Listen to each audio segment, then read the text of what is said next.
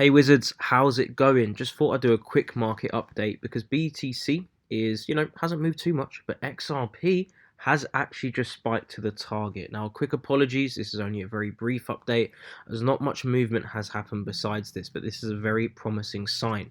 I have a bit of a runny nose right now as well. Energy's getting better, but the nose is still running, so I do apologize if I'm sniffing at any point during this analysis video. Now, BTC has not actually moved since maintaining at this 61.8% level, which is very interesting when you consider that XRP has now spiked from the daily time frame in particular, just as I covered from that breakdown video. As you can see with the trend line that was covered here, we had the pinpoint retest upon breaking through, spiking straight above towards the second extension of the minus 61.8% and spiking into that 25 to 26 cents region. Now you will notice the general rule of thumb, something I've covered many times over: when the extension is broken or any form of fib level is broken, it can act as a future level of support and resistance. And as you can see here, once we actually breached through this region, we actually tapped it as support, which is now aiding the bias further that we could be rallying even higher up into this region over here. So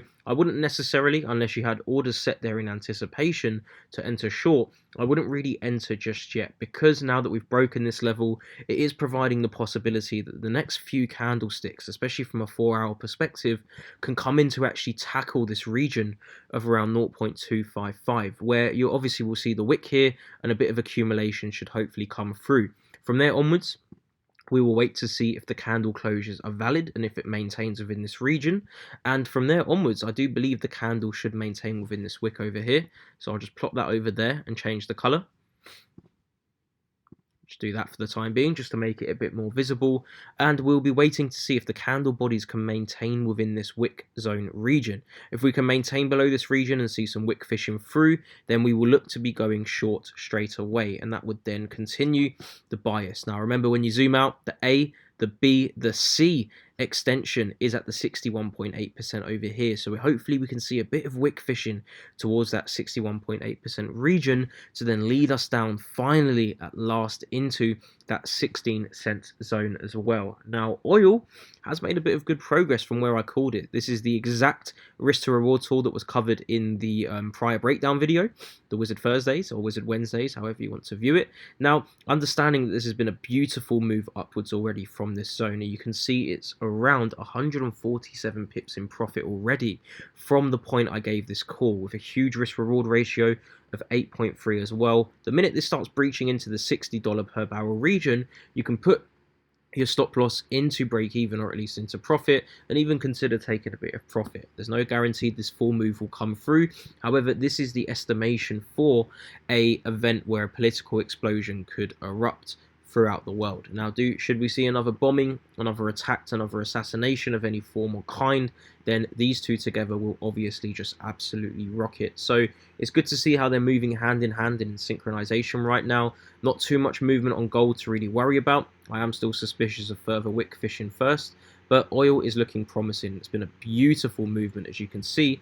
Here is a great way to explain this right now. If I was to actually extend this zone out, you would see we've broken through the box, we've come down and rejected. This was my girlfriend's zone that she plotted. Broken through, rejected, and rocketing already. So it is Saturday, the market is now closed. So obviously from Sunday evening onwards, or from Monday morning, you will start to see a nice, hopefully even a little bit of a gap where we can hopefully come down, retest the 61.8 and continue on this movement higher. Now LTC, not too much movement, but very interesting. We've broken through this region here, come back down to reject this loan as support, which means from this perspective over here, if I was to plot another zone, again, this is why I haven't given analysis as well, because now that we've seen the XRP movement, we can give a bit of an update. But there's no point me making a market update when price has only moved a few dollars here and there, because at the end of the day, it still hasn't validated an entry.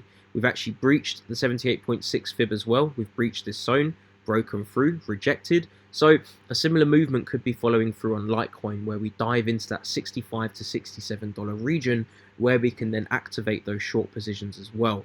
Going over to BTC, it's still exactly the same, so there's not too much to worry about from that aspect for the time being. But if we go over to F, We have to just wait for this for the time being, but it is interesting to see how it's maintaining that level whilst XRP is now seeing that wick fishing higher.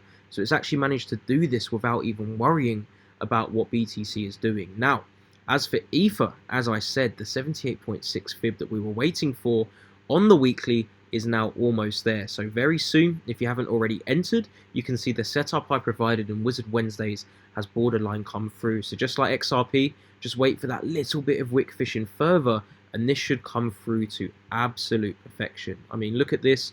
Patience always pays, and that's why there's no point rushing. We breached that wick region over there, broke this zone over here, came back rejected. Let's wait and see if there's any form of movement up to this 78.6 fib, and once we arrive into this region, we can execute a short straight away as well. So overall, short and sweet, we are waiting for everything to come through, and then from there onwards, we can execute those positions and look forward to hopefully making some profits once and for all. It's been a very slow start to the year, but the movement's now coming through, and hopefully we can get those short positions in before the big bullish momentum actually unfolds.